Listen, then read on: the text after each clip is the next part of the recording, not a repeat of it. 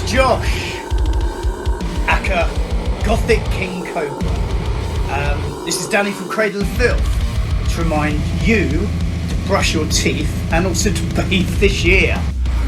Radio Free Innsmouth, episode 210. You know, the last time I did a Visual K episode, I was pleasantly surprised. It seems like a lot of people actually enjoy Versailles and want me to cover them at some point. But, Look here!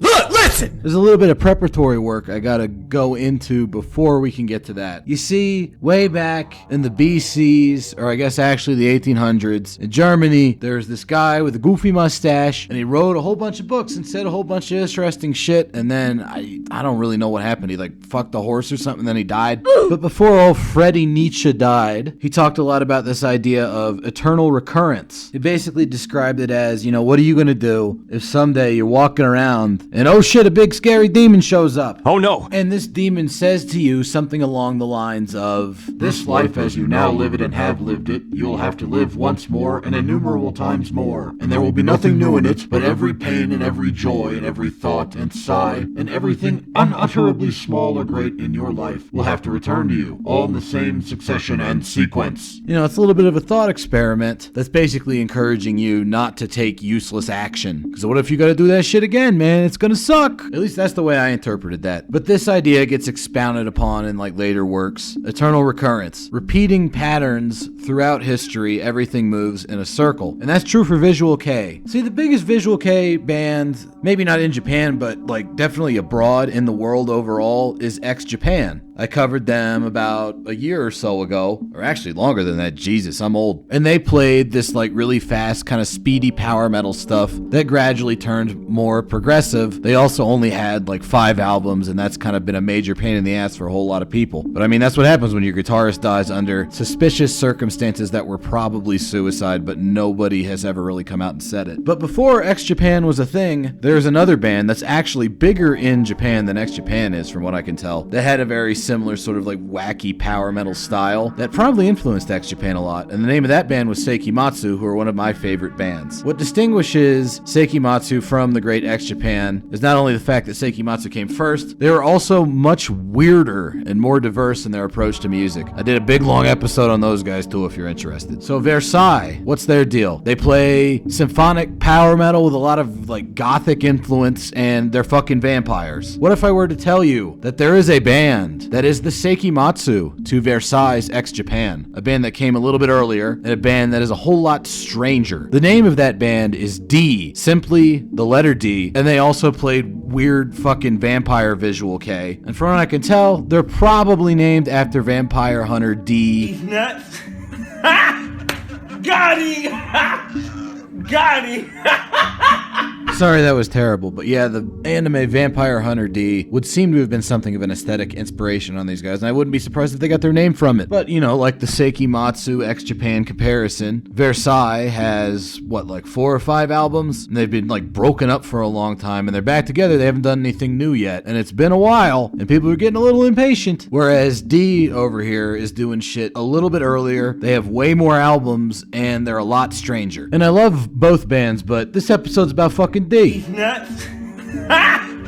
Got him! Ow. 제가 V앱을 너무 안 한다고. Anyways, it's 2022. What do you do when you need to know about a band? Well, you go to Metal Archives. So you just type in the letter D on Metal Archives there. You get some band from Kanagawa. Says symphonic gothic metal with folk influences. What the fuck is that supposed to mean? Is that even a good description of D? Let's find out. So this D band gets started way back in 2003. Does some demos and singles and EPs and whatnot. Finally gets around to putting out their first album in 2005 under the title The Name of the Rose, which means that these guys are esoteric as fuck, because that's also the name of a really weird novel by the Italian author Umberto Eco that later got turned into a very interesting sort of gothic murder mystery movie under the same title. And I could go all deep into how it's all about layers of meaning and shit, but Come on, man. explaining an Umberto Eco novel would take hours. I don't have time for that. I'm talking about fucking metal here.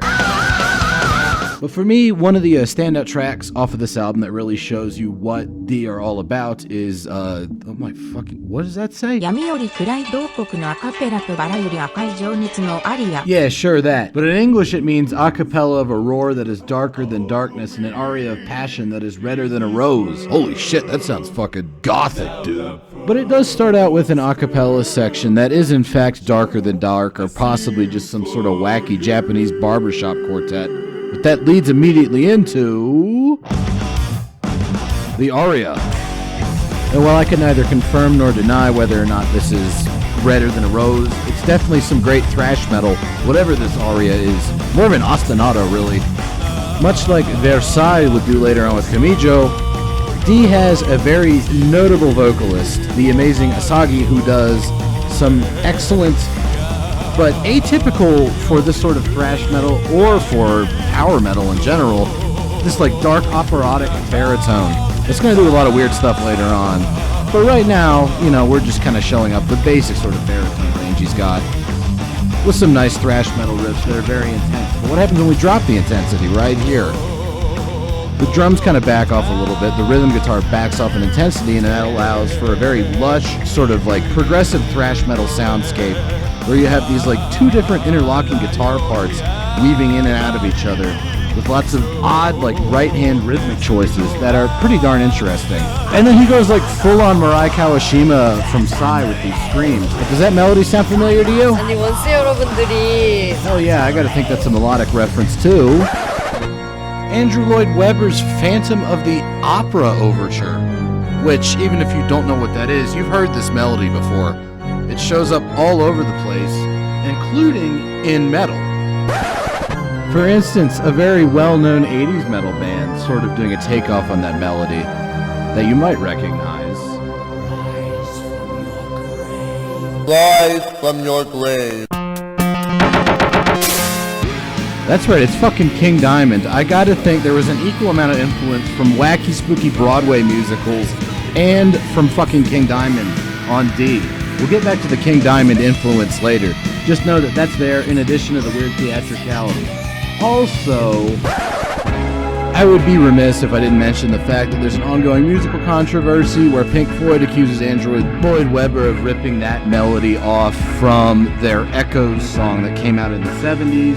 Might not seem that relevant of a detail, but I don't want some actually ass nigga running up on me in the comments. You know what I mean? Also, Pink Floyd probably influenced D as well. Many generations of weird and wonderful music went into the construction of this wonderful Japanese band that we are now getting back to, finally.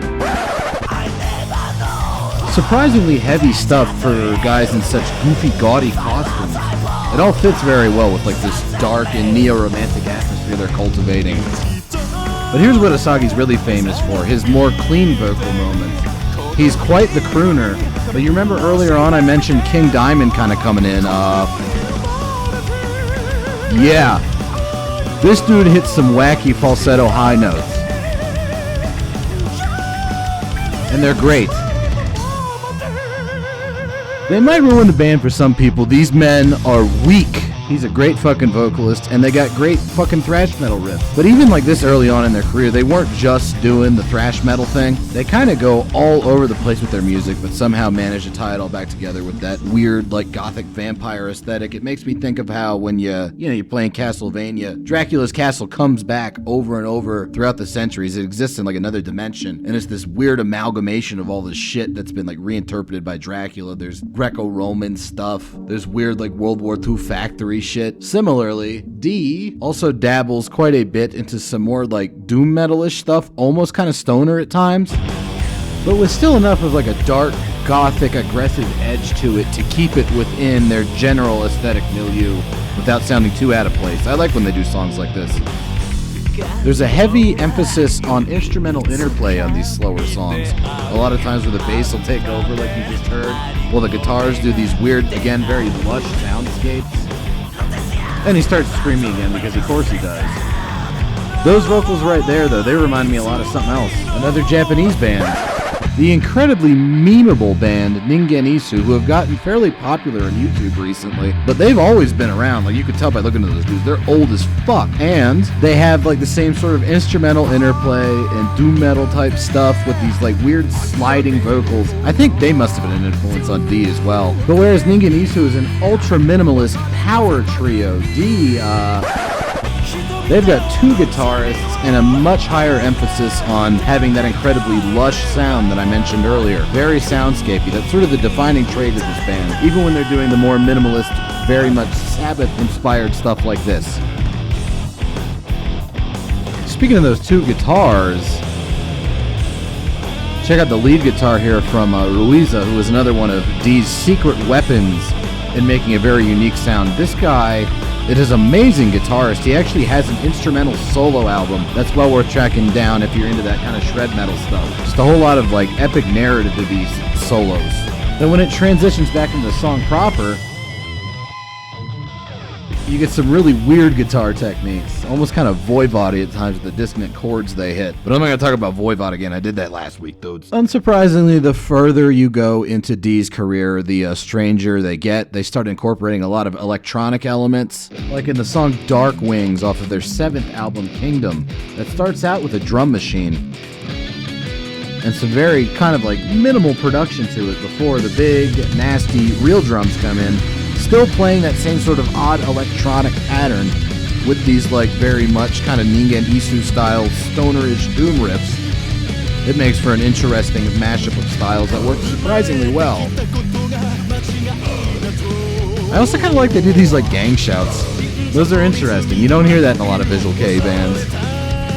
You don't hear a lot of what D does in any other band really, which is why I fucking like him so much. I've been listening to him like shit, dude, pretty much all month. Almost exclusively. Here's another way in which they are the Seikimatsu to Versailles X Japan. Versailles has had a couple pretty major member shakeups that I'll get into more when I actually do a Versailles episode. These pretty much been the same guys. Similarly, X Japan had some pretty big member shakeups, whereas Seikimatsu, pretty much the same group of guys. They did add a new guitarist later on that brought some new influences. For the most part, it's been like the same dudes for like the past 40 years. D obviously hasn't been around that long, but it's been the same guys forever. And like Seikimatsu, it's kind of surprising that the band that changes members like way less does way more like musical style experimentation than the band Versailles, who has had like these big member change-ups and they're basically just been playing power metal the whole time. Not that there's anything wrong with that. But in an instance where D is a little bit more like X Japan and Versailles and a little bit less like Seikimatsu, they've also had a couple of high-profile solo side projects. I mentioned Ruiza's earlier. That was like an instrumental kind of shred metal album. There's only so much I could say about that.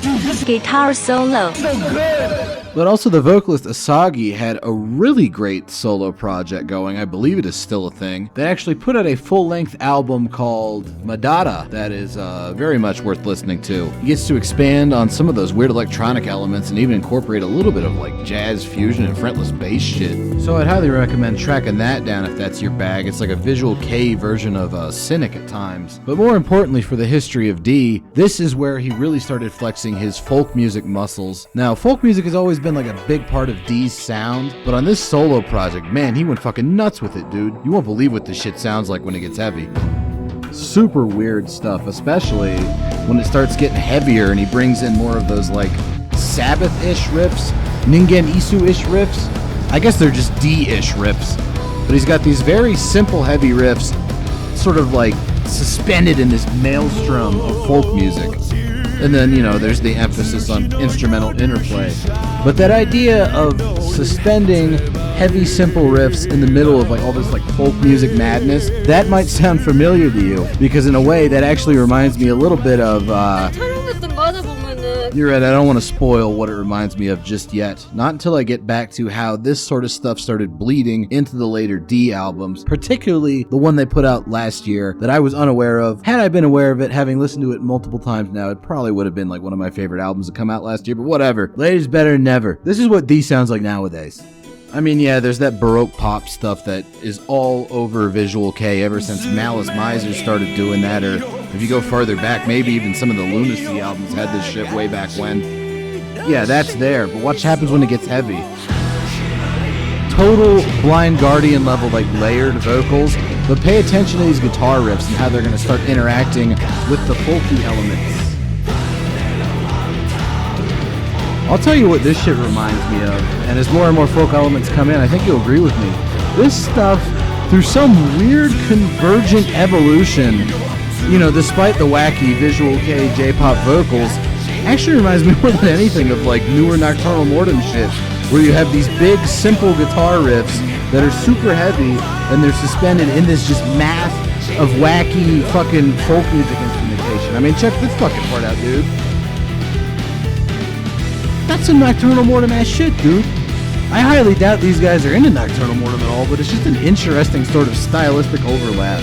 There's a lot of interesting stylistic diversions and odd things that happen with D. That Asagi guy describes his band thusly. D is a future in the past, darker than the darkness, redder than roses, speaking dreams, whispering love. We are people who love music. And that, I think, yeah, that sums it up pretty good. These guys are clearly into fucking music, and they're really good at playing it, and I think you should check them out. But I don't know, maybe you hated that episode, maybe you don't like this kind of stuff. Next week, I'm gonna go really fucking heavy and pretty darn obscure, I promise. Thanks for listening, I'll see you next time. But if you're a guy and she's too fat for you, your body shaming.